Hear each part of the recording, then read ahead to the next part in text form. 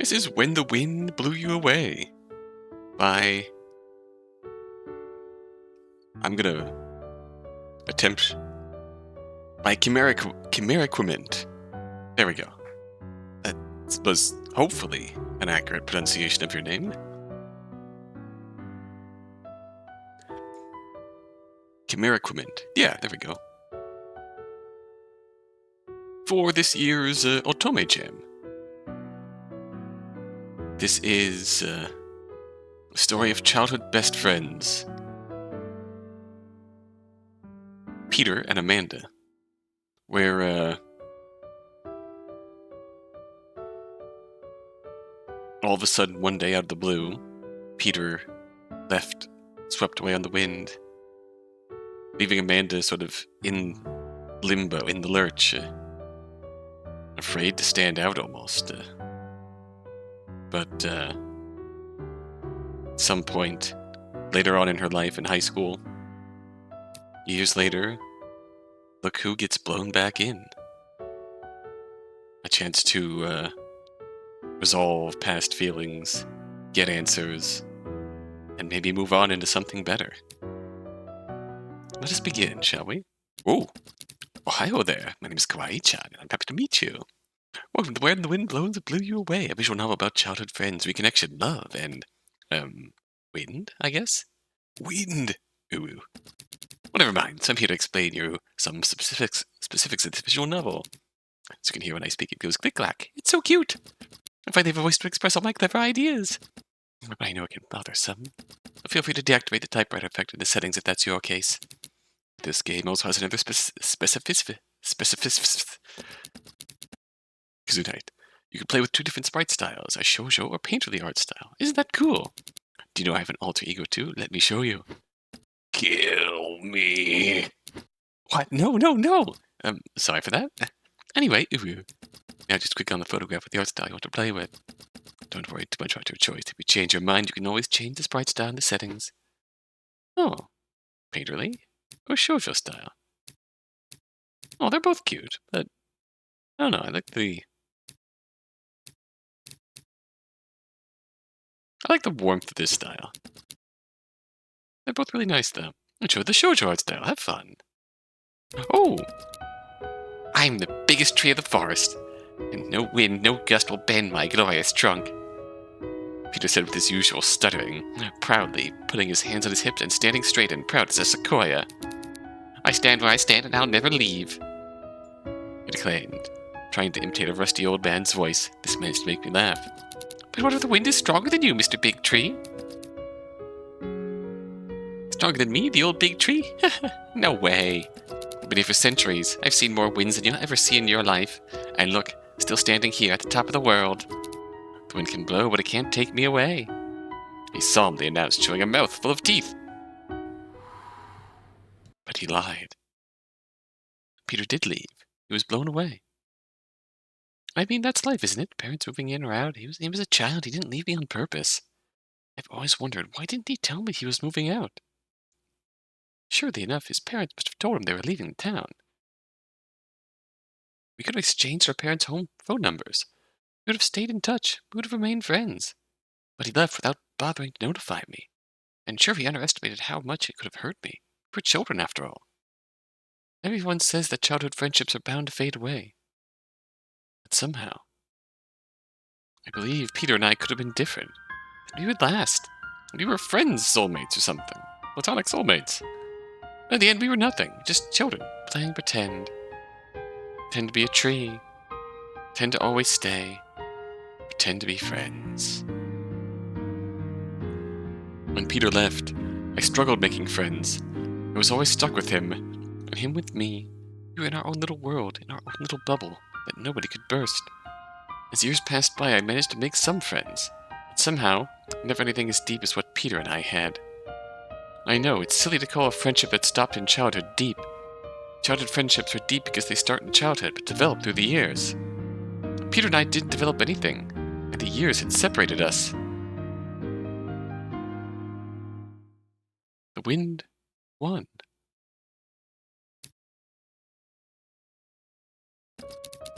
Yeah, the homework was really hard. Like, why are we doing maths and philosophy?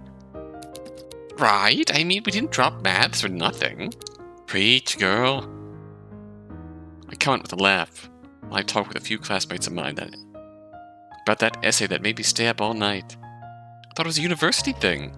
All-nighters. It's your senior year. You like to consider preparing yourself for university. God, we don't all want to study philosophy. I sure don't.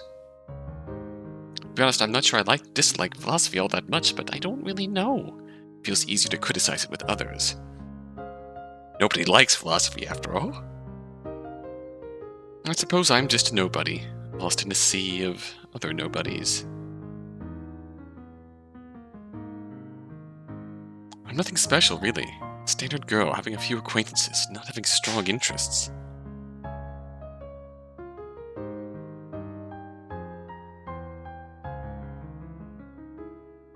Not since he left. Never mind, that's a good thing. The more you blend in, the more integrated you are in society. This boy was too special anyway. Even if staying with him was fun, I don't know. Maybe it's better for me to just be a person among the others, after all. I guess my internal struggle isn't that big a deal, especially considering that there is indeed a bigger deal happening today. I think a new guy joins the class? I haven't noticed him, and to be honest, I don't really care. I mean, we're already in April and the school year ends in June. I don't even understand why his parents couldn't wait until the end of the school year, i.e., for their son to go to uni, to move in. Guess I'll never know. Not that it's any of my business, for all I care. To be bluntly honest, I don't even know if the guy's arrived. After all, I was talking with friends, and we're not in some sort of drama where everyone would notice him at first glance. After a while, our philosophy teacher enters the classroom and starts calling the roll. Pretty quickly, he mentions a name that has never been pronounced in this classroom. Peter Byrne. But that I know all too well. As cliche as it is to say that, my heart skipped a beat. Peter Byrne. The Peter Byrne. The one I was friends with as a child. There could be a lot of Peters. Even a lot of Peter Byrnes. I mean, this is a pretty common name. When the boy answers, there is no doubt. Present. He does have a stutter, like my Peter did. Oh. Without waiting a second more, I turn to him so that my eyes can confirm what my ears and my heart already know. He looks like him. Of course, you can never tell with the ears, but it does look like him. His dark hair strands neglectfully cover the sides of his head. His green eyes are just as soft as I remembered. Surprisingly enough, I can't help but find him handsome. Yeah, that's the word. Handsome. He looks out of the window, certainly lost in his own world, as he used to be, locking himself away from people who are not deserving. Must be looking out at the tree, next to the window. He always loved trees. I wonder, is he still enthusiastic about them? Is he more discreet? Nostalgic because he doesn't have as much time as before to climb them. Maybe they are only his friends. Maybe they are his only friends, the only ones he ever dared to talk with. Remember, he was sometimes picked on at school because of his stammering. People can be dumb. Maybe he doesn't even care about trees anymore. Maybe they're just an old memory, blown away by the wind.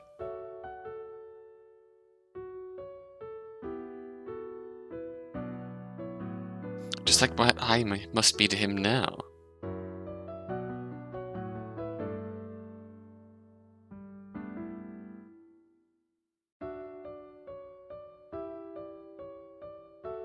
It doesn't take long for him to notice that he's being looked at, and he lays his eyes on me. If seeing his profile already hurt me, I have to admit, seeing his front face like this is beyond compare. This is Peter. Although he has grown and changed, I still recognize this memory I had from him and his traits. He immediately blushes. He has recognized me. He knows who I am.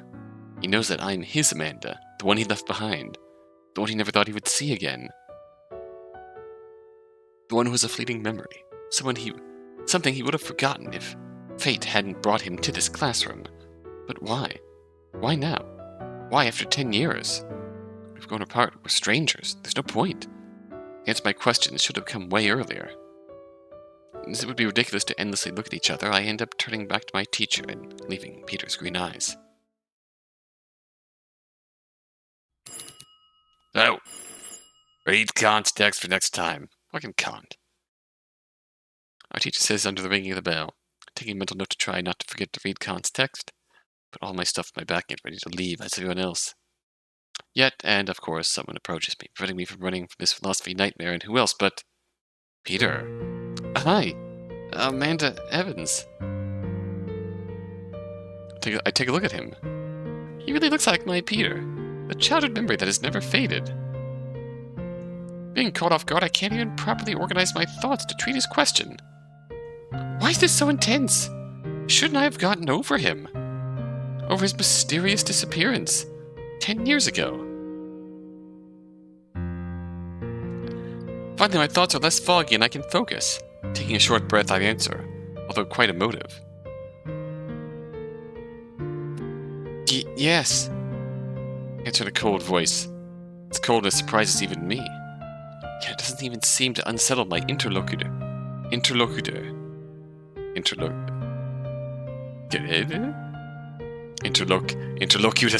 of Borg. It's Peter Byrne from primary school. Do you remember me? Hearing him talk, I take a step back. The stammer. Now that I hear him clear, I'm sure he's still got a stammer. It's him. It's really him. He has a ravishing smile on his face.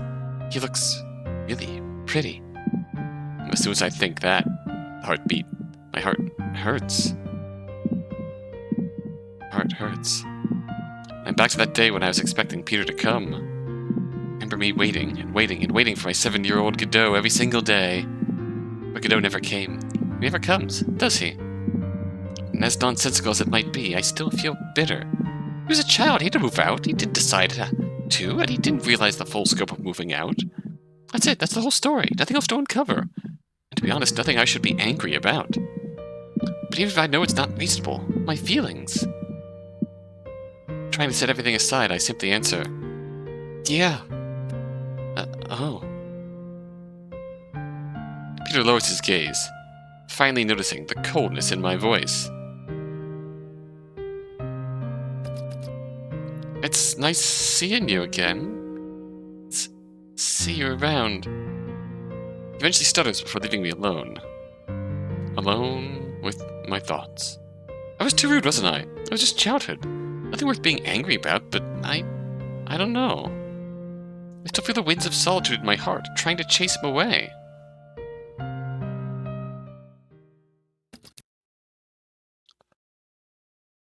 So, have you seen the new guy? You talking about Peter? I see. Quick to remember his name.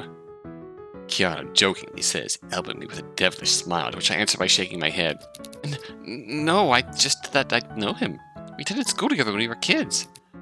Really? Wow, must be weird. You're kidding. It's so cool. I'm sure you have a lot of extra info about him for your favorite friend. Hey, I'm her favorite friend. They are classmates, not friends, but of course I'm not rude enough to say that. Julie looks at me with pleading eyes.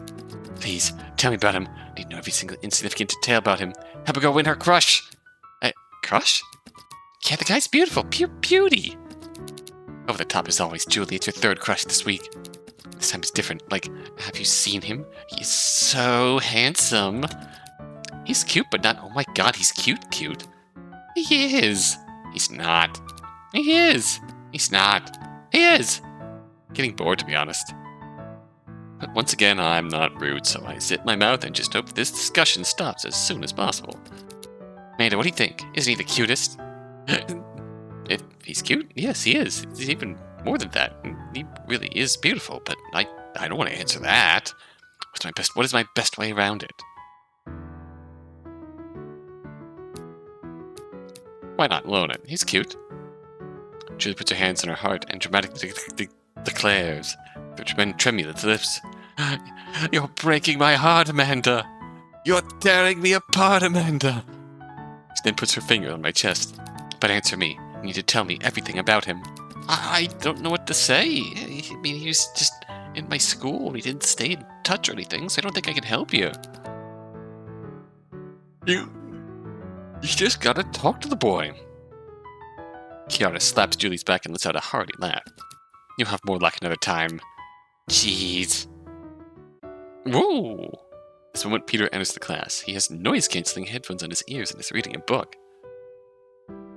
He curiously looks at the classroom. It doesn't fail to notice Julie, Kiara, and me. Puts a gentle smile on his face and waves his hand. Ignore. I don't answer. After all, why would we greet each other? We're strangers now, nothing more. Then he immediately goes to his seat and starts reading a book. It's true that he was quite the bookworm when we were children. I suppose that hasn't changed, at least. I'm not shooting for the best ending on my first fun. There are 3 endings available, so I see. I'm going to try and end off the video on an best possible ending. We'll see how that goes. I don't have time to lose myself in thoughts about how much Peter has changed, or not, since Julie's antics dragged me into another conversation with her and Kiara. 1 week later. Gosh, I'm not the type to complain about the school canteen, but today's lunch was horrible, and that's an understatement. Nor do they call it deviled kidney? It really comes from hell. What?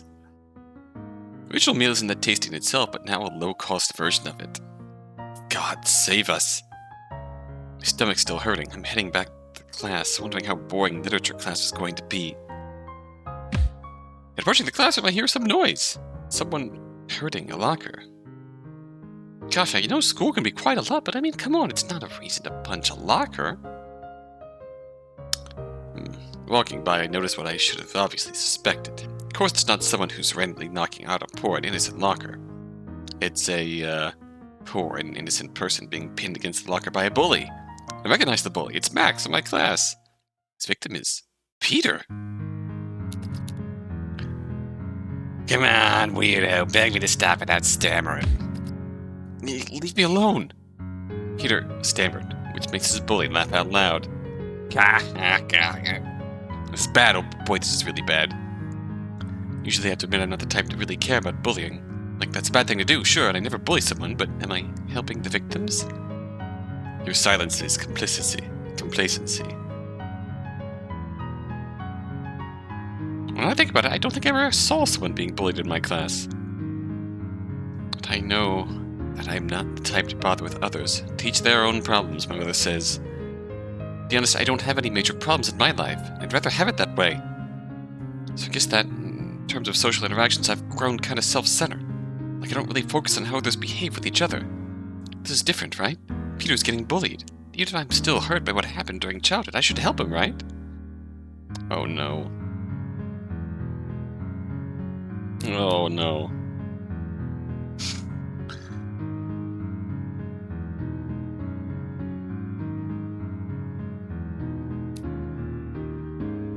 I'm only doing this to get the worst ending out of the way first. I don't want to get involved with Peter. Ever since he came back, and although it's only been a week, it's been hurting.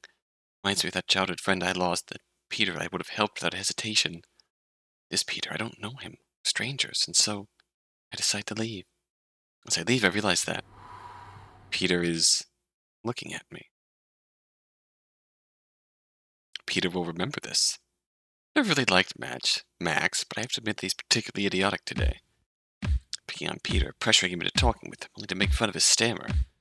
This is dumb, but I suppose I'm not really one to talk on the matter, since I didn't really help Peter when Max first started bullying him.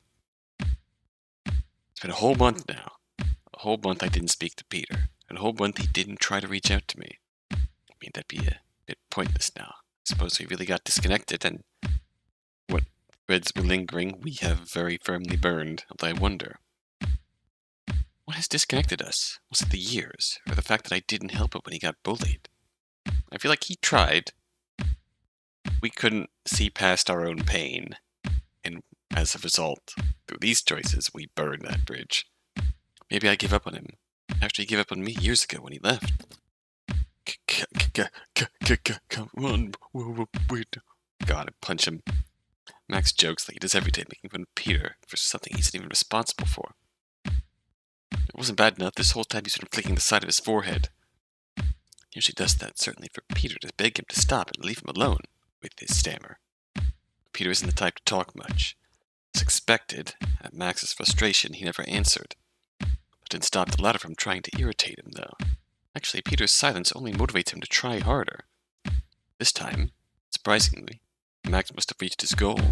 Oh, God!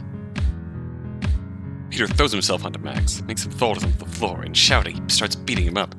Shut up, shut up, shut up! It's surprised by this scene. I never suspected Peter to have that much fury in him. Max, in a miserable attempt, tries to... Look at the bruise on his arm, oh God. Tries to fight back, but surprisingly enough, Peter is stronger than him. Takes several of our classmates to take him off of Max's body. Latter immediately stands up and looks at Peter with a horrified expression. Actions meet consequences. What the? You're psycho, dude. A psycho. Peter doesn't answer. Now that he's been neutralized, he just looks at me. I immediately turn away. Can't face him. Can't face his disappointed eyes, his hurt expression. Could I have prevented this? When our teachers knew about it, they decided to take exemplary measures. They agreed that Max's attitude towards Peter wasn't the greatest, but they considered Peter's reaction disproportionate.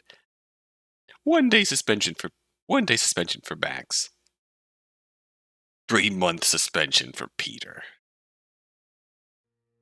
Was it though? Oh, but I don't have the answer. Actually, I'm lacking a lot of answers. Yes, welcome to high school. Welcome to high school.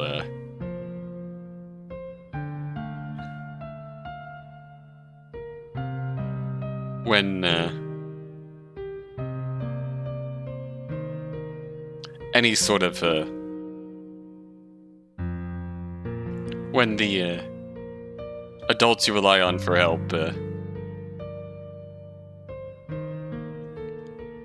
again, this might be a state of mind that has changed in the more modern day and age, but welcome to high school, when the adults you rely upon to keep you safe won't take action when you are actively being bullied.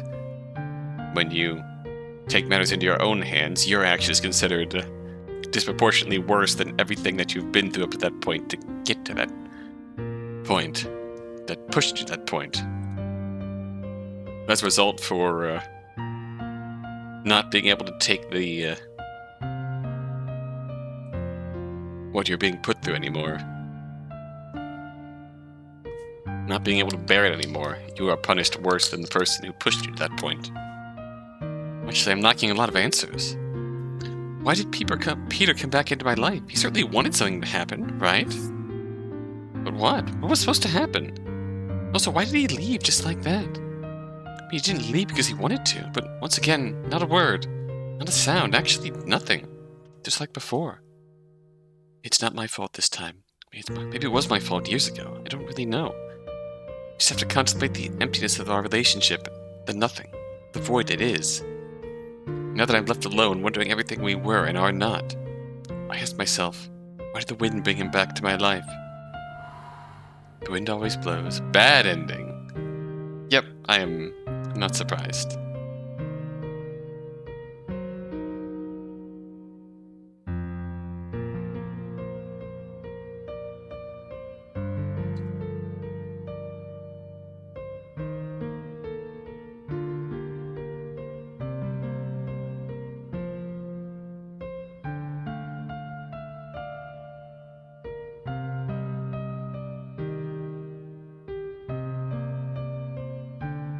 Kawaii-chan for the tutorial. Oh.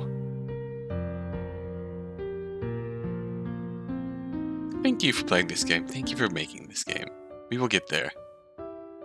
We need to do things right after all. Well, actually, let's go through all our options here. Not my type. Alright. We're going to be cold. But we're going to help. Come on, Amanda, there's only one right thing to do. Getting between the two boys, I give Max a ferocious look. What are you even doing, Max? Hey, Amanda, how are you? Puts a dumb smile on his face as his cheeks turn red. I don't understand why this boy tries so hard to hide his crush on me. It's obvious. From what I see, he's not my type at all. How am I? Furious. Why are you harassing the new guy? Looks embarrassed, as he should be. For 10 whole seconds of and other introductions, he explains. The way he talks, it's weird. Frankly, Max, I don't know what to say, but get lost. What? Get lost. You're ridiculous. Don't make me tell the teachers about it. Okay, the bruise on his arm has been there the whole time. An order with stabbing eyes. Visibly uncomfortable, Max leaves Peter with me. Of course he's visibly uncomfortable. He's being stabbed by my gaze. Sorry, I don't mean to joke. I just find that wording is very aggressive, and I love it. I sigh. Whew. Wasn't sure it would work. I'm not really intimidating, but I'm glad I managed to make him stop. Thank you, Amanda. You didn't have to do that. Don't mention it. I just couldn't stand seeing Max behave like a jerk. Just because he hits the gym or whatever doesn't grant him any right to abuse guys weaker than him. Am I weak? Oh, don't be self-conscious. You know what I meant. Peter can't help but gently chuckle. Thought he opened his arms but immediately closed them. Then asks, is it okay if I hug you to thank you? Eh? You give him a surprised look. Is it okay if what? Wants to hug me? As if we were children. What is he expecting? Does he not realize that a boy hugging a girl means something else now? He knows that we're not 7 anymore, does it? Doesn't he? Look at his face. His eyes,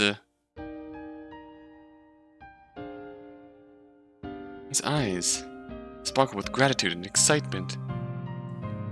He has the same eyes as this child, claiming to be an oak. A child of whom I have bittersweet memories. Eventually opening my arms, I tell him, fine, if I can help you realize you don't owe me anything. Yeah! That he jumps into my arms. Oh, sweetie, it feels warm. Like holding a bowl of warm soup after a day of school in the winter. Well, it's a hot day outside, but it's not my skin which is warm, nor his clothes. It's not the kind of warmth. It doesn't make me sweat, no. It makes my heart beat.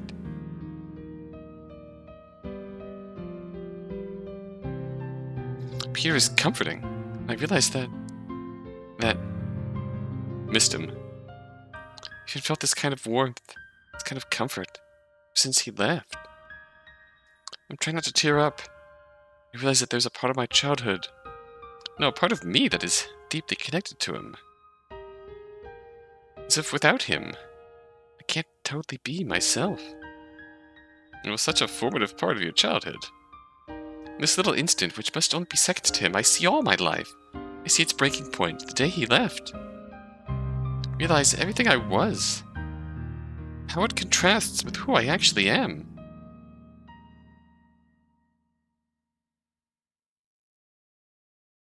It's weird, but in his arms, I feel whole. Complete.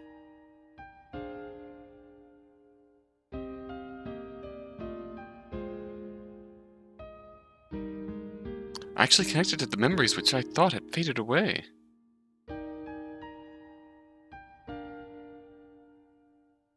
Yet, we quickly let go of each other before going back to class. Peter, could you actually heal this part of my childhood which you took with you when the wind blew you away? Max still at it? Nothing much happened after yesterday's discussion between Peter and me. The only thing I have in mind is that hug. I don't understand why I got so emotional. It's not as if I'd never received hugs before. Was it special because it was Peter? Well, deep down, but I know the answer is yes, but after how he left me.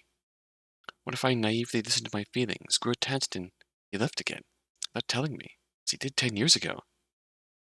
No, definitely, I can't just give in and trust him. He could betray me, once more. I know it doesn't make sense to say that 7-year-old Peter was responsible for what happened. And who knows, maybe he wanted to reach out, but didn't remember my last name or something. I sigh. The truth is, I don't have any clue, but there's one thing I know. I don't want to get closer to him. Not before I know what happened, even if I'd really like to. Put my hand on the class's door handle and take a quick breath. Come on, Amanda, it's not as if the only sight of Peter was enough to fluster you. I open the door and take a look around. Peter's at the back of the class. His headphones under his ears, reading a book. Yet he immediately looks as they enter. A sparkle appears in his eyes and his mouth forms into a big smile. Oh gosh! He bounces out of his chair and, holding his backpack, he almost runs to me. Hey Amanda, how are you? Oh. My classmates' gazes are all upon me. They must be wondering, since when are these two so close? I suppose only Julie and Kiara know we are childhood friends. And Max must see reasons for Peter to be friendly with me. Speaking of the devil, I can see him raise a despising, almost sarcastic eyebrow. The death stare I address him makes him lower it anyway. I'm fine. So I managed to answer to Peter's radiant smile. I'm starting to understand Julie now. Peter really is beautiful, especially when he's joyful and enthusiastic like this. Thank you for saving me yesterday from, what was his name again? Hey! You won't dare complain, Max, after what you've done, will you? Way, there he goes. Max mumbles as he crosses his arms and turns away. Right. Fizzy bears, oh gosh. Thank you for saving me from this Max guy. I bought you some fizzy bears. Fizzy bears? The childhood favorite snack, I'm betting. You remember? We eat them all the time. Part of him hasn't moved on from his childhood either, which makes me wonder what the heck happened. I don't remember? Of course I remember Fizzy Bears. It's a rather well-known brand. Think of sour gelatinous bears. Bears. It's true that it was a favorite of the two of us when we were children. But to be honest, you know how as you get older you start liking things you didn't like as a child and start disliking things you'd eat all the time? Here's the unfortunate fate of Fizzy Bears. I don't like them anymore. So as Peter doesn't realize how much I've changed, which surprises me. Shouldn't he know better after all these years? After all, he too must have changed. What does he believe? Does he believe that I've been stuck? That my life hasn't changed? That I would endlessly wait for him? That he would find me exactly as he left me?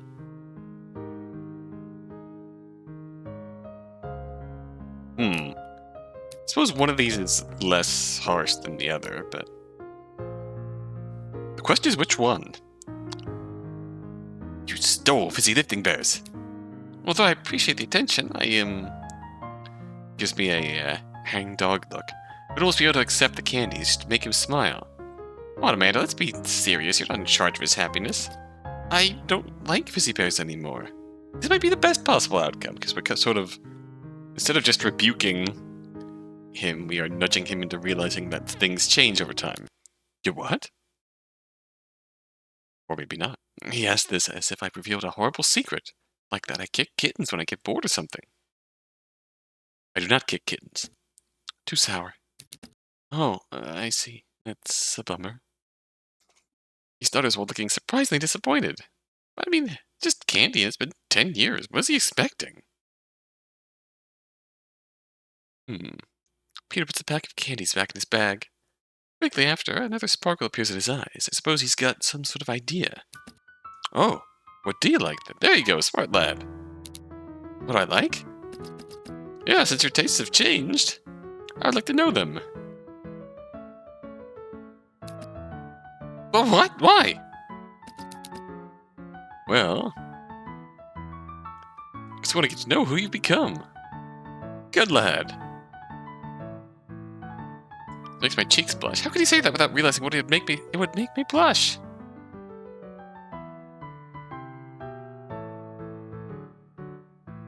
Peter, looking at my reddened cheeks, that's not a laugh. I would have found adorable if I weren't so embarrassed. Blushing suits you. You look cute. How do you make it worse? I shake my head as if it would chase the blush away. Knocking my right fist against my chest, I try to cool down. Selling the deal with a sigh, I answer. Nothing much. You can't tell me that you just lost your taste buds. No, it's just that I don't really know. Really? Nothing? Oh no, can't he get the clue? Doesn't he realize I'm not ready to play buddies as if I didn't have a weight on my heart? This weight will stay as long as he doesn't tell me why he moved out without letting me know 10 years ago. It feels like a thing we could pull him aside outside of class when we're not in front of the class and talk about. Really has nothing to say, Peter. Unless you speak now. As you bring now the answers I've been expecting all these years. This time, Peter seems to understand, to get the clue, as I said. Fine. After that, Peter goes back to his seat, putting his noise-canceling headphones on his ears with a saddened expression. What do you expect? Can't he realize I was hurt? Some would say being hurt for such a thing is silly, and perhaps they aren't wrong, but I'm entitled to my feelings, aren't I? Peter, if the wind brought you back, why don't you tell me about why it took you away years ago? Oh no, Godzilla's gonna attack Berry City! Berry City in question was the pack of fizzy bears Peter held in front of the monstrous creature awakened by my devilish mind. Or my hand, if you're more of a Cartesian. No, I have to protect the bear folk! Ah! Peter started running around, holding the candies. Of course, being an apex predator, I started running after him, shaking my Godzilla toy, eagerly wanting to devour the candies. I suppose fizzy bears really were tasty at the time. The bedroom was filled with our laps, my bed, the floor, my shelves. Everything became its own microcosm, and Peter and I were running through a myriad of worlds. Woo!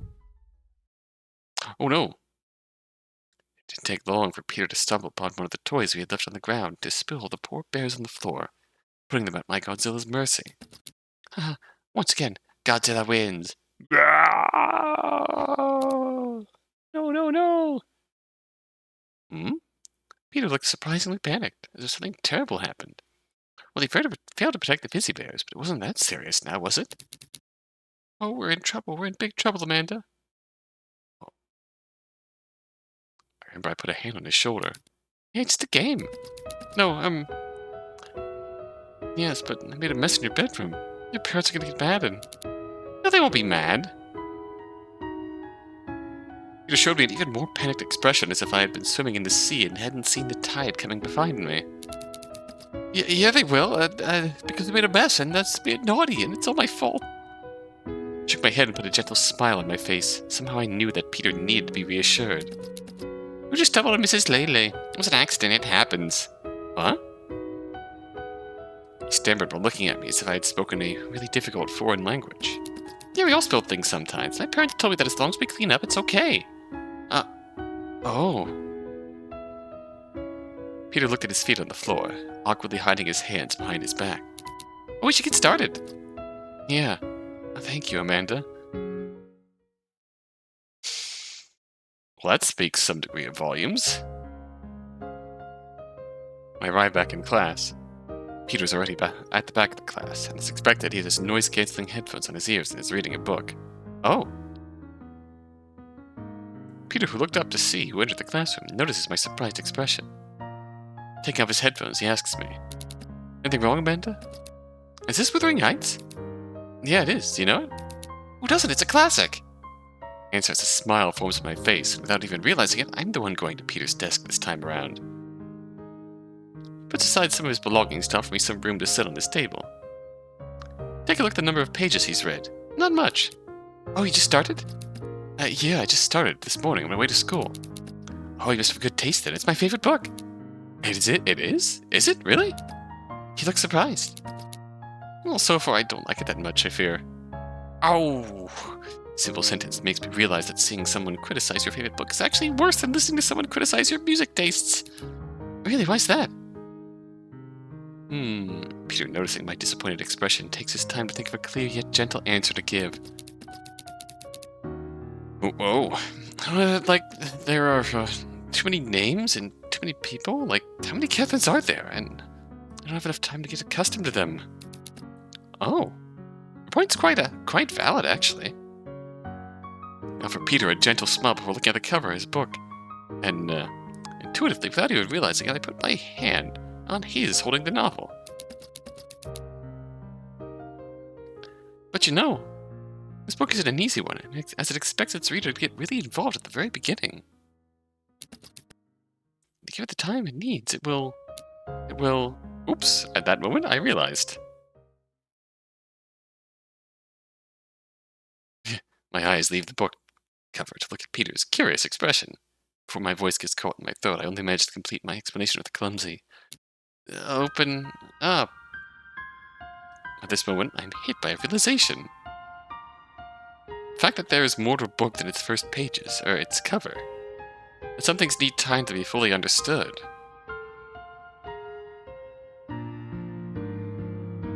Maybe that's what I should give Peter.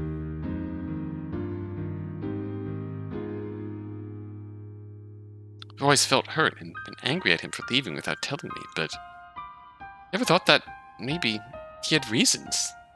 Reasons he couldn't tell. Reasons he didn't feel like sharing. Reasons I never suspected. As if everything was about me, as if he couldn't have his own struggles, his own life. Maybe he couldn't tell me his family would move out, but I can't think of a reason. It's not as if his parents were international spies or something. Even though I can't suspect the reason, doesn't mean they don't exist.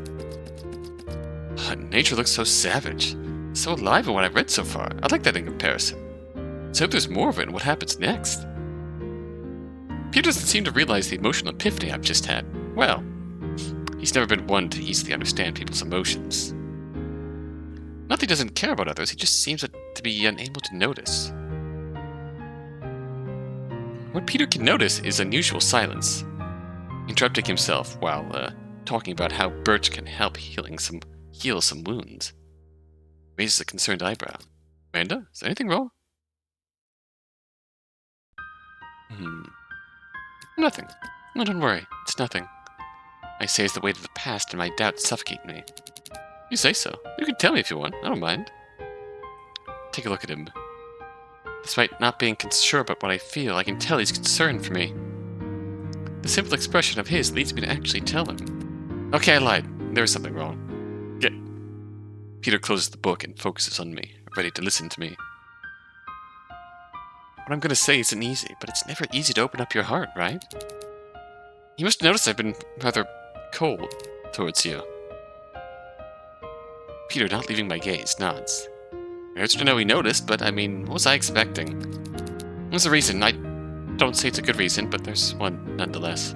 I suppose you didn't get it. Peter sighs and shakes his head this time around. No, I didn't. I'm sorry, Amanda. Never been good with understanding implied things. Like better when things are said clearly. No, I've made you mad, but I don't really know why. Wish I would, so that I can fix things. Peter seems hesitant as he says that. I suppose he's opening up, too. And as an answer, I shake my head, too. Please, don't apologize. It's not your fault you didn't understand. It's my fault. I wasn't clear enough. It's my reason. Once again, Peter looks at me with innocent eyes. He's genuinely curious about the reason I have hard feelings with him. This moves me more than I should. Maybe he's just been trying his best this whole time. Take a deep breath. Get hold of yourself, Amanda. It's not that serious. Just that, ever since you left when we were children, I've been mad at you. Peter looks genuinely surprised. He really wasn't expecting me to feel that way. Well, can't blame him for that. I've been mad at you for moving out without telling me. It's silly because, well, you were a child, and I suppose you just didn't understand that you would go to another school. I don't feel bad because it's not your fault, but I've nonetheless had this resentment. This resentment has been preventing me from re-bonding with you. I'm afraid you'll leave again. I'm afraid I'll be all alone again. This time Peter puts his hand on mine and he shakes his head. Amanda, I'm here to stay. My expression changes as I'm genuinely shocked by his answer. I was not expecting that. If I didn't tell you, Amanda, it's not because I didn't want to. Because I didn't realize that I would be enrolled in a whole new school. It's just that I wasn't given a choice. I could not tell you. I had to move out.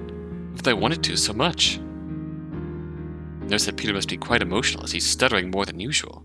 He used to stutter more when he felt intense emotions when we were children. But why did you move out, Peter? My question makes him wince, which makes me understand he is not ready yet to disclose the reasons. I'm sorry, I'm not ready to talk about this. Feels like a real bad family situation. Judging by the way he reacted in that little flashback to making a mess in Amanda's room, his parents were not kind in the slightest to him over the smallest things. That left him with very audible, very visible mental scars.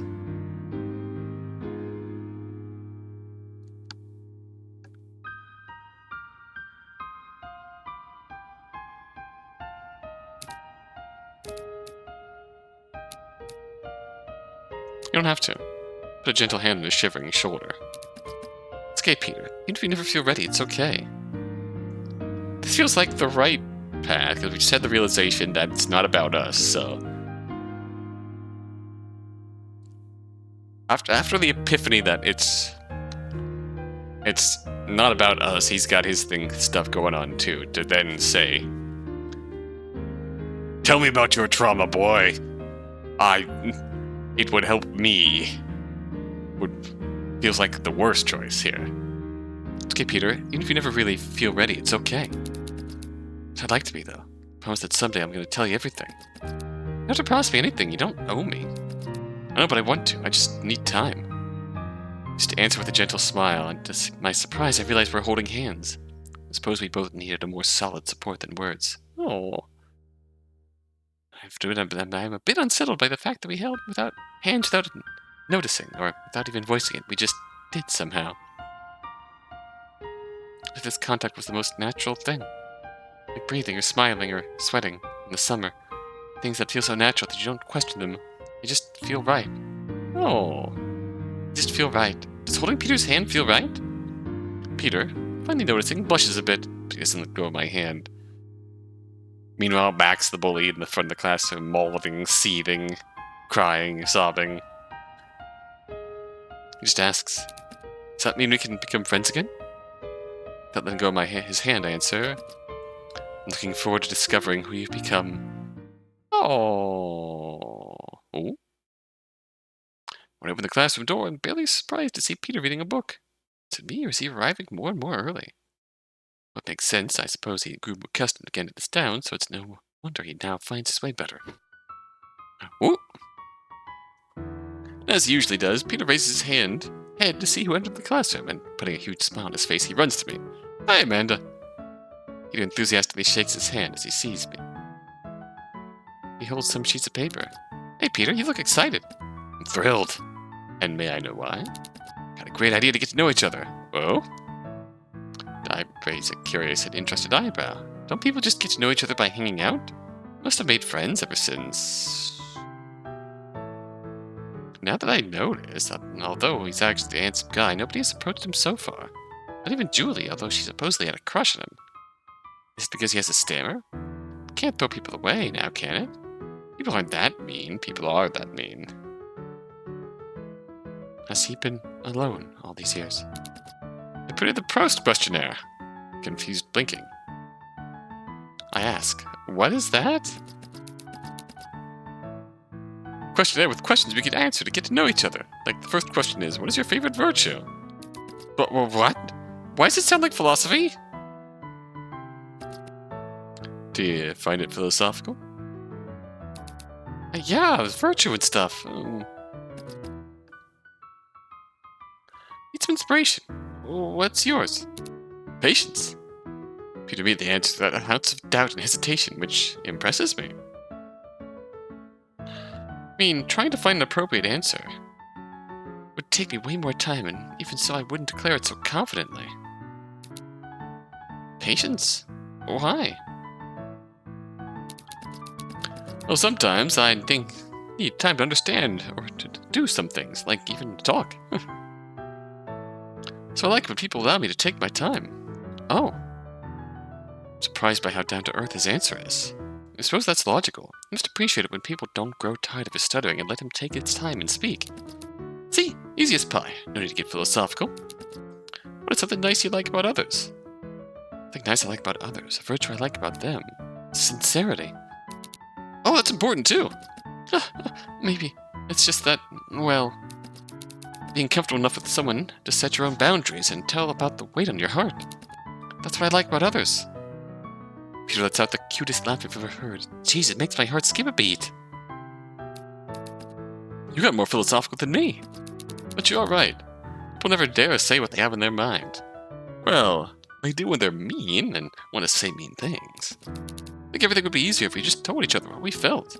Like, hey, I want to hang out with you instead. Oh, it would be nice to have a friend's company. Or something, or things like that. You're a bit at a loss with implicit social relations, aren't you? Yeah, I'm trying, but I really can't figure it out. Let's continue. Do you have a favorite color, Amanda? Like, I'm surprised. He really is focused on his questionnaire, isn't he? Not really. I believe what's beautiful in color is the way it harmonizes with others. Huh. Did you know that was Proust's answer? Oh, it is? Yeah, I guess you're more philosophical than you think, after all. Stop making fun of me! I say, putting a gentle tap on Peter's shoulder. And you? What's your favorite color? Brown. Ginger. Although he said that as confidently as his previous answer. This time around, Peter ends up blushing. He taps his own chest as he coughs. Orange, I meant orange. It reminds me of the leaves falling from the trees in autumn. Like your necklace? Yeah, it's a cool necklace, huh? Wouldn't have pegged you for a fashion victim. Peter answers with an amused smile before looking at his necklace. He's then struck by some sort of illumination. Hey, is the forest we went to once with the school still around here? Wow, old memory unlocked. Haven't got there in years, but I guess so. Would you like to go there with me this weekend? You want to go there? Uh-huh. He loquacious the answers, even accompanying his interjection with a nod of the head. I don't mind going with you. Sure, I don't mind going. Putting a grateful smile on his face, Peter thanks me before going back to his desk. Philosophy class starts, and surprisingly, it does seem easier. Now that Peter has noticed I am a philosophical person.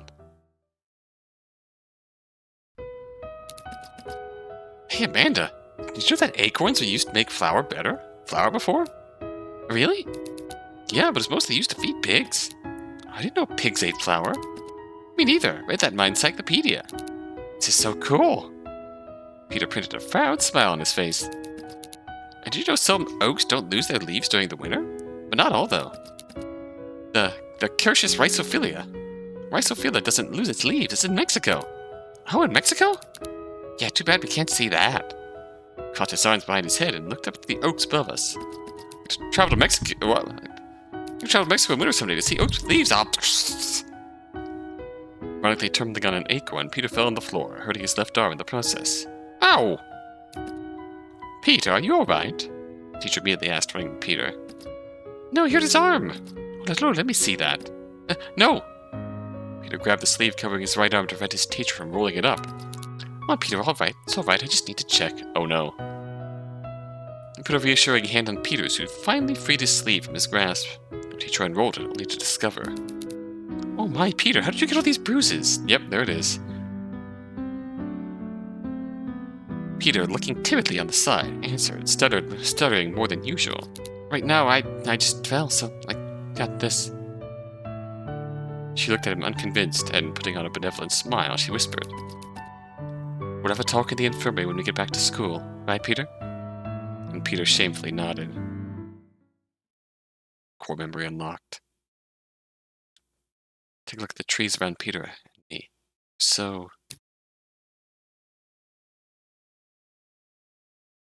They're so green? It's true that being surrounded by those trees, tall and proud, that have stood here for years, it's overwhelming, intimidating even. If it wasn't for the wind wafting through their leaves and branches, they would be still as statues. It's amusing to think that they're actually alive, filled with whatever sap they take from the ground. Oh, I remember these oak trees. Not that they would have disappeared. They could live up to 1,000 years after all. 1,000 years? I comment, unable to hide my surprise at this trivia. We really are insignificant in comparison. Huh? Yeah, I mean, how many people have these trees seen? How many children explored these woods under their gaze? How many serial killers? Do trees make you think of serial killers? Well, a lot of bodies are in the woods. More than murders, actually. Huh, I didn't know you were a true crime fan. Are you one of those who sends love letters to serial killers? Gosh, no. Enjoying true crime is more about psychology than it is about murders. Even if they have a sharp jawline? Goodness, what do you see on the internet? Terrible TikTok edits of Cameron Harrod. Oh no. He's a murderer, not a serial killer. Same difference? How can you know so many little details about trees and call all murderers serial killers? No, your true crime is showing, well... I suppose I am less thorough about the details when I don't really care about the topic. Not as bad to enjoy true crime, just that I'm not interested. Putting a hand on Peter's shoulder, I gently whisper, I know, don't worry. Peter sighs before realizing I'm too close to him. Then he takes a horrified step back, trying to hide his backpack from my sight. He insisted on me not looking at it, as if it didn't have the shape of the picnic basket that he certainly hid inside. But being the nice person I am, of course, I pretended to not to have noticed. Peter takes a look at his phone. Though it's almost noon, he says without realizing the although betrays the surprise he's playing. I still don't comment. Peter turns to me and, putting his hands on his hips, says, Well, I guess we should have lunch. Amanda, I hope you are hungry. Yes? I didn't know what you liked, so I brought sandwiches. I hope it was the right pick. Make sure not to take anything too weird or peculiar, and don't worry, Peter, I'm sure it's fine. I answer with a gentle smile. After that, I'm surprised to see Peter take a picnic rug out of his backpack. He did think this thoroughly through. We chat and eat the sandwiches, and fortunately, they taste normal. As we spend time on the picnic rug, I realize that I feel good by his side. I feel good with him. He's here, the breeze isn't cold, it's warm and agreeable. The sun isn't blinding. Even the trees seem to have a lovely smell, which is a strange thing to focus on since Peter doesn't really have a distinctive smell. He smells clean, but he certainly isn't the type to wear perfume. The thought makes me laugh. Sometime Peter lies on the floor, crossing his arms behind his head, and I join him. Covered by the sky and surrounded by the trees. Somehow in our piece of land, in our private garden. And at this moment I realize why Peter enjoys the trees and staying in nature. I wouldn't phrase it that way, but it makes you feel at peace. Thank you, Peter. You're welcome?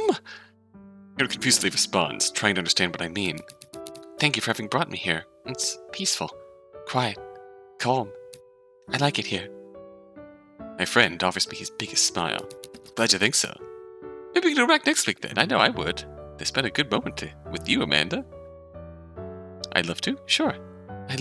Sure, why not? Peter, I'd love to. I answer without letting my eyes leave him. Oh. After that, we carry on talking a bit, albeit sporadically, as Peter and I look at the peaceful sky above us. I suppose it is endless, too, just like the lifespan of an oak, just like its size. And who knows, perhaps just like the friendship forming between us. A few minutes later, we decide to leave the forest before it gets too late. Somehow, I'm looking forward to seeing him on Monday in class, of course. I'm also looking forward to next Saturday. Oh. Why did you know lilies of the valley could be toxic? I comment as I'm sitting on the chair next to Peter's, looking at the encyclopedia he brought to school today. They said not to trust a book by its cover. Yes, but I think it's less about being beautiful than being everywhere. I mean, florists sell those, you know? Oh, I guess you're right. That'd make a great plot point for a mystery novel. How so? I don't know, the murderer could poison someone with a cup of tea, maybe the lilies of the valley. Or to bring confusion to the presence of lilies of the valley, they could have noticed their victim had summoned a vase at home. Why are you so good at this? Peter asks with an amused smile. With a similar smile on my own face, I teasingly answer, Who knows, maybe I have a plan. Oh, if you have a plan, you have an accomplice. Whoa! Winks at me as he makes his bold suggestion.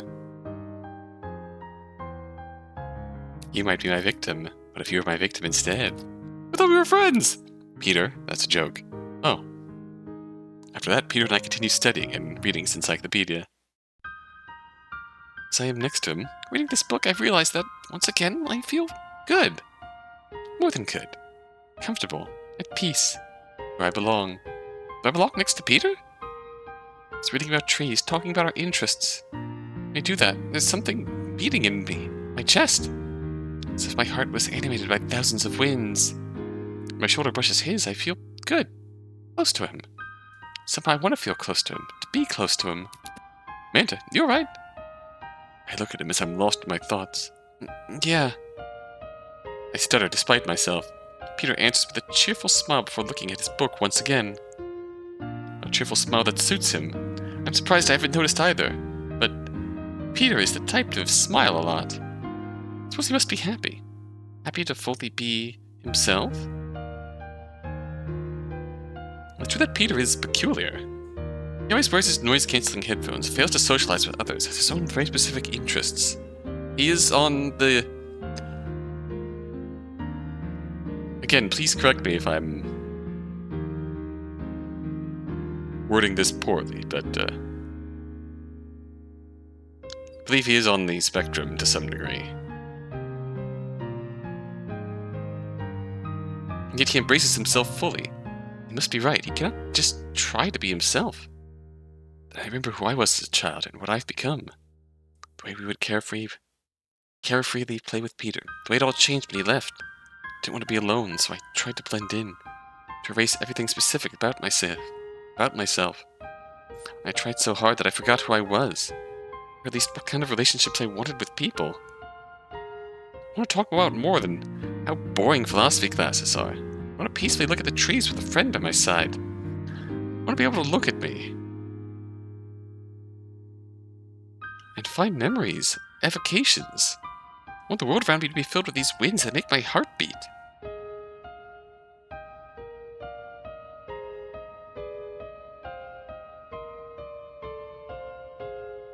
I look at Peter. I want to be as carefree as him. Not to bother with others with what they will think, what they will say. I just want to unapologetically be myself. To embrace what I feel without second-guessing it. But then...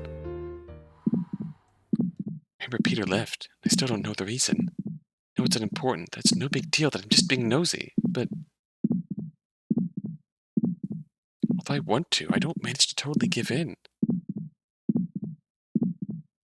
As long as this parasitic thought that Peter might leave and I won't have a clue why. I can't just abandon myself to my own feelings or wants. I can't decipher them. Because they're all centered around Peter. I'm afraid to see everything explode. Of course, it's not like when we were kids. I have his phone number now, but calls are easy to ignore. The voice takes me out of my thoughts. Amanda, can I get my seat or should I take yours? Thinking before I realize he's the one occupying the seat next to Peter's, I stand up. Oh no, sorry, I was spacing out. See you, Peter. I say it with a smile, to which Peter answered with a nod of his head before putting his headphones back on. Oh, these two are sweet. Peter and I finally reach these woods together once again and take a look around. A simple sight makes Peter let out a long sigh of peace. To be honest, I envy him. Wish I could be this peaceful to just look at the trees and forget all my worries. These feelings I have, obscure and conflicted, but around Peter. I like being around him. I like talking with him. I like staying by his side, but there's a weight in my heart, so heavy and so big that it casts a shadow on my feelings. If he were to leave, I would feel light. Well, lighter at least. Oh, Peter. I shiver as I simply think of his name. Peter. Peter. Peter. Oh, Peter. Amanda? Oh! Peter takes me out of my reverie, and I look at him with confused eyes. His expression is peculiar. Looks like he's hiding something, which is quite rare for him. Peter's the type to speak his mind. He's even able to roast someone without even realizing it. What could he be hiding from me? Quickly enough, his expression dissipates and shows a playful smile. Don't you think this forest is a perfect place to play hide and seek? Well...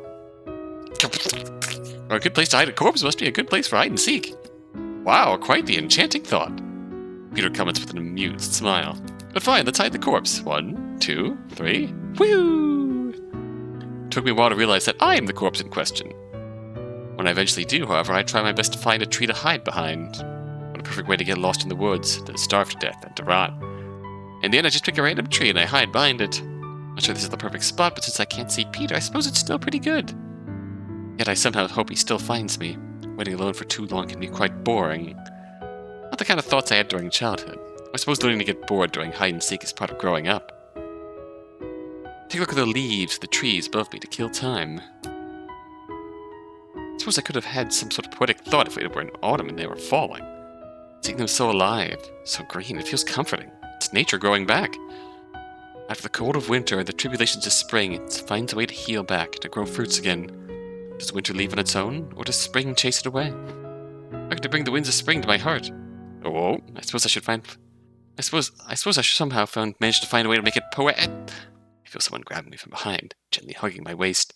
Without a quick scream. As I turn, I see Peter's laughing face. Ah, found you. I look at him, and without controlling it, I smile back.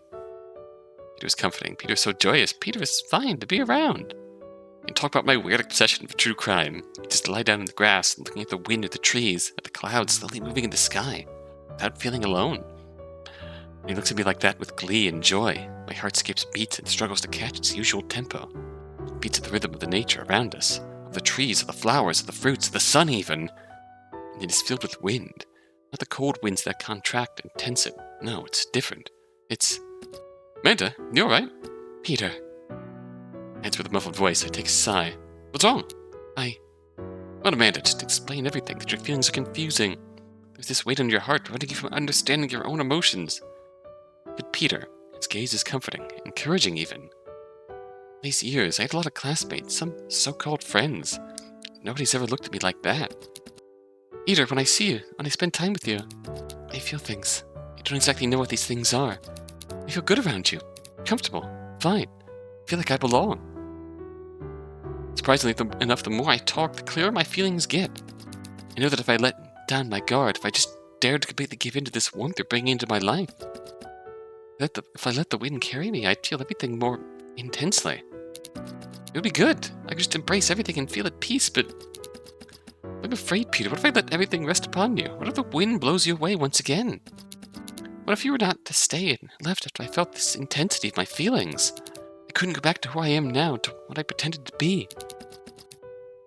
Peter, I forgot who I was, how I wanted to live my life, but you reminded me of everything. Woke up a part of me I had forgotten. This girl who would call her best friend Mr. Big Tree because she was impressed by him. Because she was in love with him. I don't realize I said that out loud. But I told Peter I loved him when we were children. Now, what about now? What am I feeling? Peter looks aside, but quickly he turns back to me and smiles. Amanda, I did have a happy childhood. The truth is, you're the only one who made this childhood happy. I was constantly picked on because of my stammer. I never understood why people found it so funny. It's not my fault. You were my only friend. Not that I would complain. I didn't care about having friends, but I was bothered by the bullying. At home. Peter looks emotional. It's a strange expression on his face. He usually looks so peaceful, but now he's shaken. If it's too hard, you don't have to. No, I want to tell you. I want you to feel at peace. I want you to know I never gave up on you. At home, my parents were quite abusive, and they couldn't stand that I wasn't a normal child. Like my weird hyperfixations, my inability to understand the codes of socialization, even my stammer, to be honest. They were all excuses to criticize me, to treat me like trash, to hit me, even. Oh, geez, look at the scar on my arm. Oh, I knew that was a thing. Oh, God. Noticed Peter had a scar on his arm, but I never asked. We all have some scars, sorts of scars on our bodies. Now that I know where the one on his left arm is from... Peter, I'm sorry.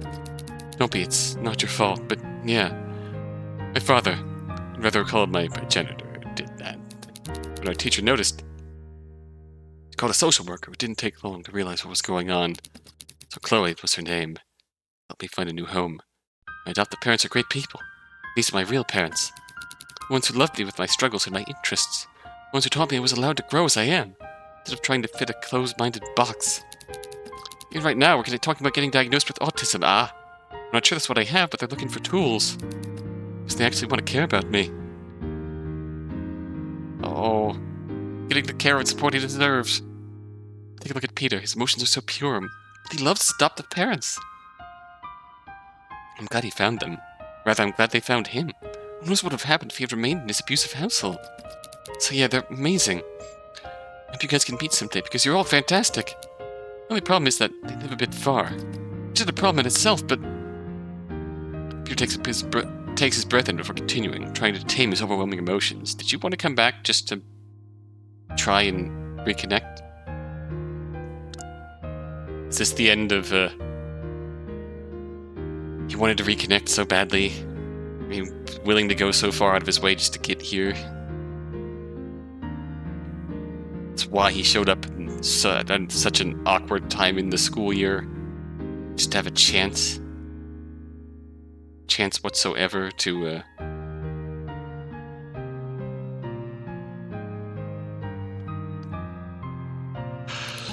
just wanted to find my best friend. I missed you all these years, Amanda. We're happy, but I couldn't be truly happy. Truly at peace. I'm just like you, Amanda. I need you to feel at peace. To feel like I belong. Believe it or not, I didn't manage to make a single friend all these years. My parents suggested to help me find an apartment nearby. They told me they'd pay for it. Oh gosh. I didn't want them to spend more money on me, but I couldn't refuse either. I needed you, Amanda. It took some time before we found... Well, it was already so late in the school year, I couldn't step back. I need to find you. I'm glad I found you, Amanda. It's rough at first, but I'm glad we became friends again. I wouldn't have it any other way. Oh. Somehow, and although this is actually very sweet, my heart aches a bit as he says that. And I wished you did it earlier. I'm glad you could open up to me. I'm so bad at understanding social discomfort. So we could clear things up. Now we're rebuilding everything again. Yeah. Makes me happy, Amanda.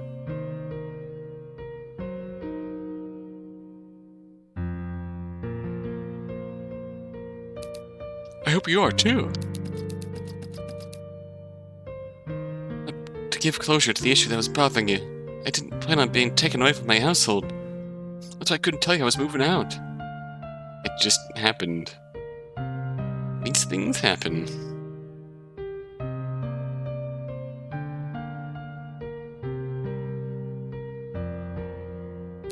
Not because I didn't care about you. You were and still are my best friend. I have to admit this conclusion feels underwhelming. Maybe bittersweet, but more sweet than bitter for sure. But hey, what was I expecting? Was I expecting Peter to get on one knee, reciting my verses to justify why he left? No, his reality was a bit hard. Nothing out of the ordinary, alas. It all makes sense. And he's right. Even though I'd seem to want more, at least I believe so. I'm glad we could be friends again. I'm glad we could talk this out, Peter. I'm glad to be your friend again. I'm happy to finally know, although I'm sorry you had to go through that. Suppose I must have noticed, but...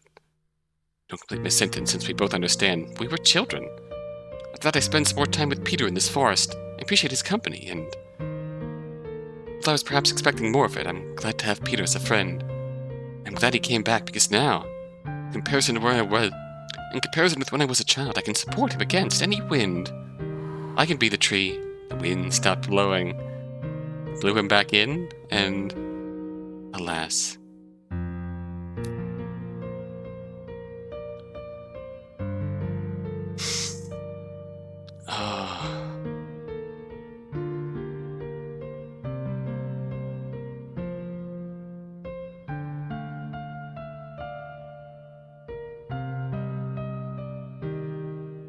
We got that closure.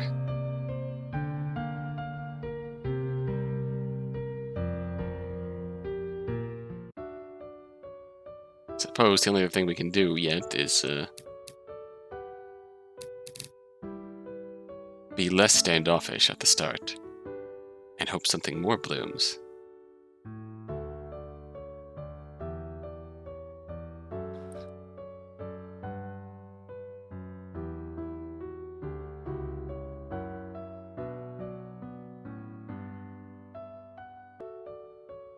Let's wave back, why not?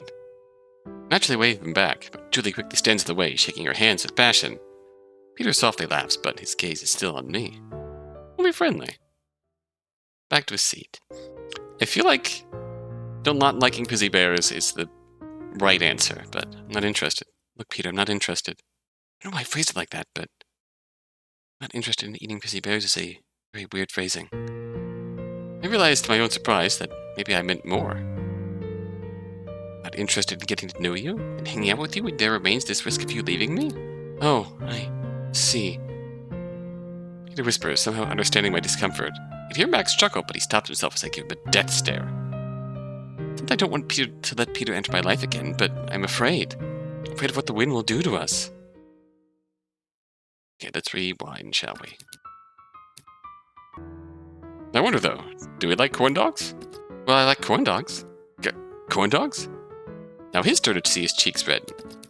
Is there anything wrong with corn dogs? No, of course not. It's just that, can't bring corn dogs to school. It would smell. I bought pizza in my bag in 8th grade and I got expelled from class. And now I'm avoiding food that smells.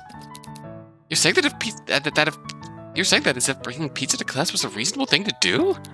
Well, a lot of things smell. What?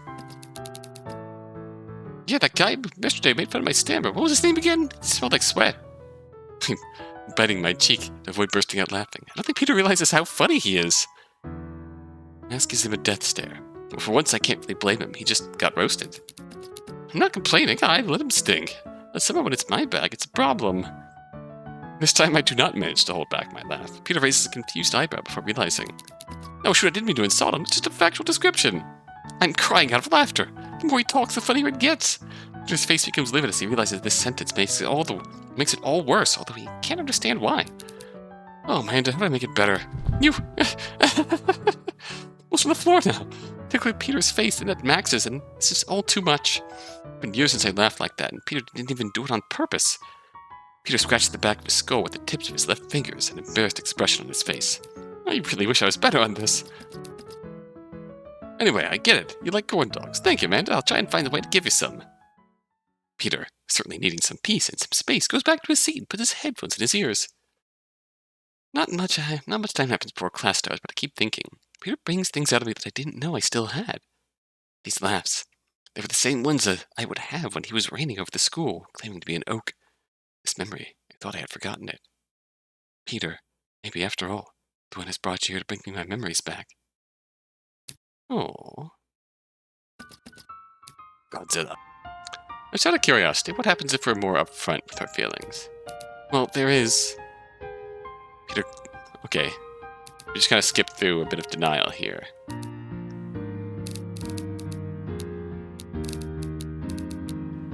This is the part I feel like is bad, but we're just going to see what happens. It would help me. Tell me to feel better about you, though. Really? Although... As bad as I feel like it is to try and force that upon someone, maybe in Peter's case, since he wants to, still, that feels wrong, trying to force this on someone, but, I mean, we'll see how this plays out, but we'll rewind if we need to. He seems tormented. As if he wants to feel ready, but he is confronted with the fact that he isn't. Gosh, I feel pretty bad for insisting. I shake my head. Forget it, it's okay if you're not ready. I'd like to be, though. I promise that someday I'm going to tell you everything. We'll see how much this hangs on his mind. Let's see. I would love going with you. Offering a gentle smile, I answer. I would love going with you, Peter. Peter blushes and yet puts a radiant smile on his face. Oh, I'm so excited then. We still chat a bit about Proust's questionnaire after that, before he goes back to his desk when the teacher arrives.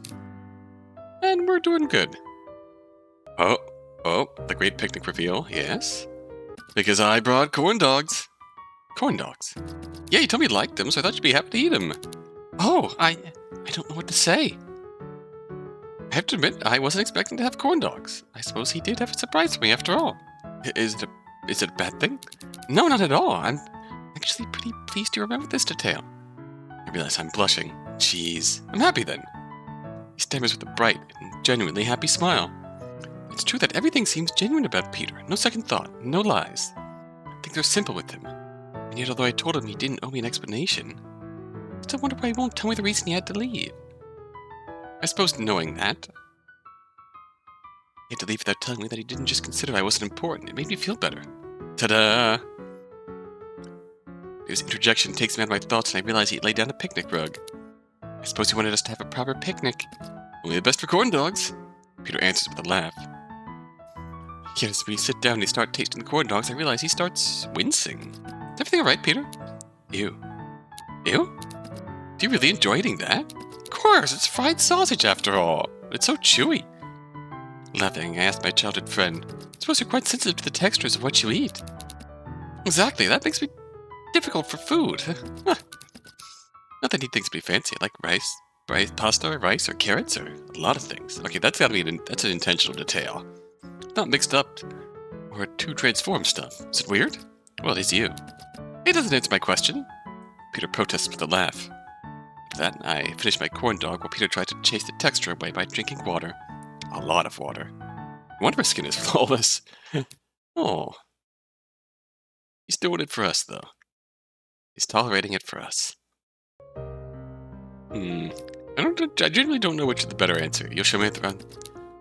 I suppose you'll show me the best place in the woods to bury a body on Saturday? Well, at least it would be the trees.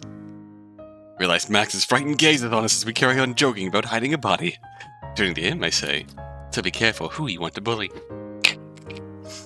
Max's cheeks turn red as he turns away. Well, I know he has a crush on me. It seems like I'm not into bullies. For that, Peter and I continue studying and reading his encyclopedia. Oh. And now here, when we are, when he is, opening up to us at last, I need to find this girl from childhood who was my best friend. And my first love. There it is. I wanted to see who she's become. I wanted to see if she was as marvelous as I remembered. I found out she's even better than how my fading memories pictured her. When Peter says that, I blush. Is this a confession? I was afraid at first because you were quite unwelcoming, but somehow I could feel deep down that you were still you. And maybe I just needed to, I don't know, give me time to let me enter your life? As Peter starts expanding on his feelings, the wind starts to blow harder, wafting through our clothes and our hair. Is it here to take Peter away? Is it howling because it finally brought him back? Brought him where he was meant to be? Yeah, I was afraid you became like everyone else. Despising me because I'm not socially capable or because I stutter when I speak. When you told me it was because you spent years wondering why I left. I was relieved. Relieved you didn't just get insensitive. Relieved that you thought about me as much as I thought about you. I'm sorry you thought of me because of such bitter feelings.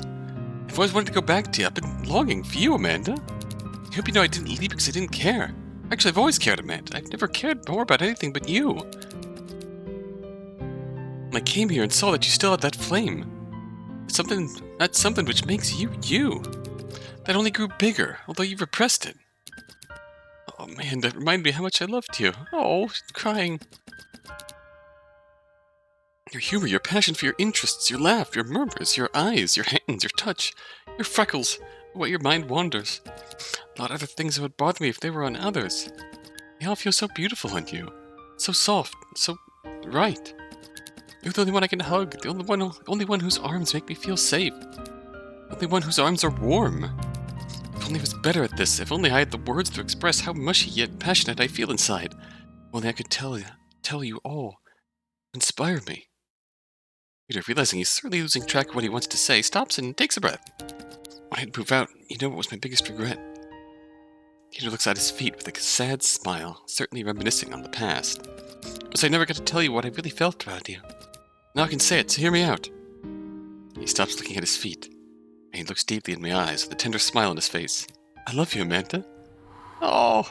A million winds flow through my heart, my veins, and my whole body feels transported, flying almost. I feel light, but more than light, I feel alive!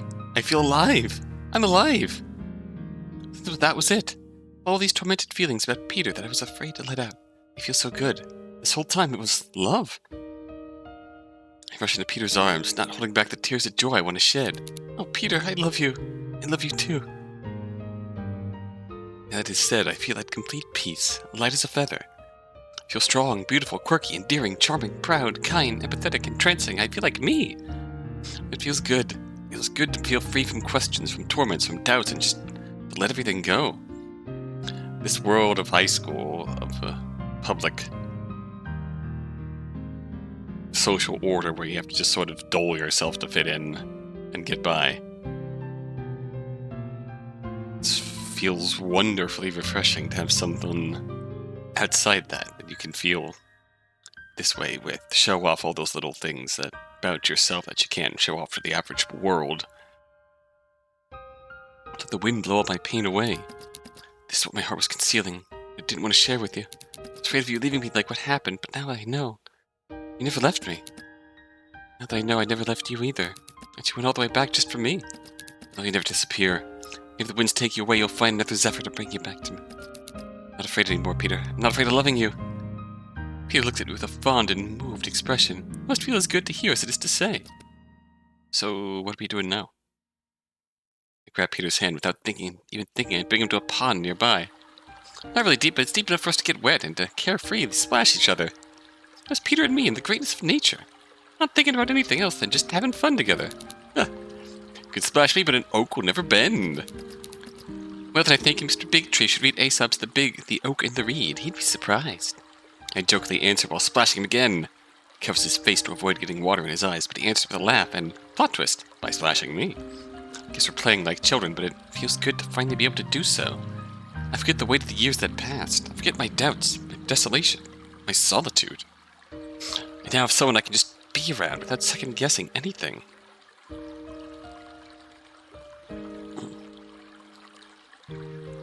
Peter will never find me weird. Peter will never find me cheesy. Peter will never find me too contemplative. I will never find him ridiculous.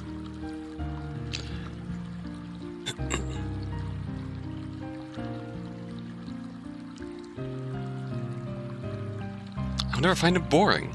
I love him for everything he is.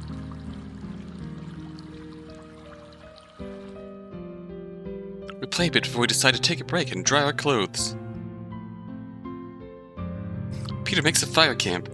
I didn't know he could do that, but he learned so while studying wood. His passion for trees, after all.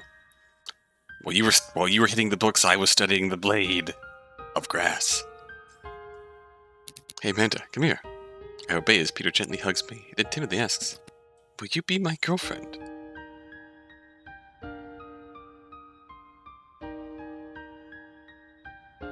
Look at him fondly, and to be honest, even a bit amused. Isn't the answer obvious at this point?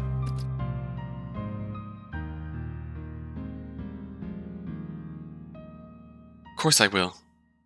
Aww. As I stare at him more deeply, I see in his eyes an identical wish to the one lying in my heart. Without pronouncing another word, we share a kiss. Surprisingly enough, I feel even lighter, as if I was on the moon. This moment is tender. This moment of intimacy, of pure sweetness. I wouldn't trade it for anything else in the world. This moment, simple as it is the answer to all my previous doubts, my questions. That's why the wind blew him away. That's why it brought him back. We need to grow. We need to long for each other. We need to be ready to love each other, to embrace this moment. Never let it get extinguished like this fire behind us. Feel that love that makes us feel alive. Love, it's what makes us feel alive. And if everything that happened to help us reach this conclusion.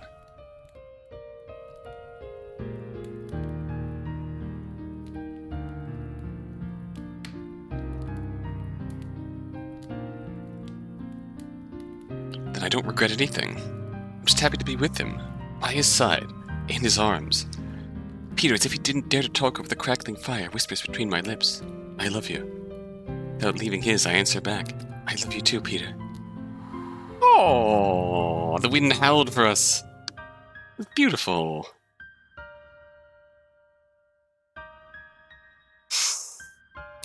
Oh.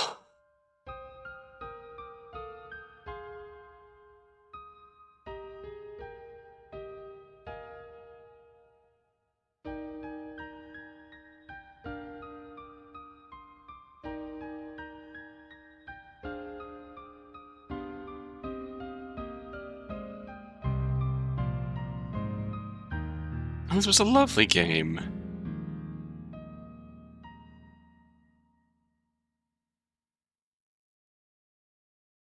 A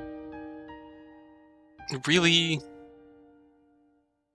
heartfelt, emotional story. Amidst characters, or involving characters. Just really heartfelt, emotional story. The sort of story that really came from, a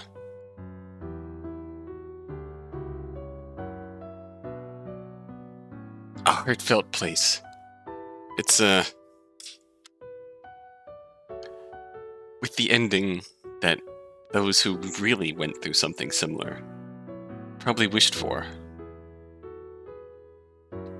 To have that chance to see that person that you loved so much growing up come back into your life, be able to reconnect.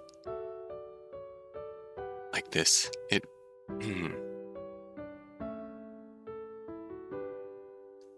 so much warm, good vibes in this game.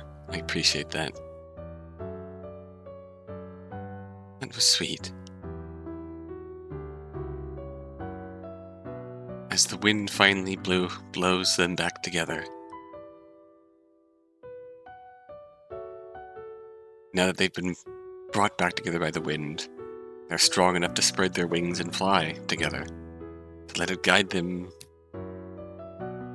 into the future together. And we love to see that. We really do. This has been When the Wind Blew You Away. And it brought you right back to us. Until next time, until then, thank you for watching.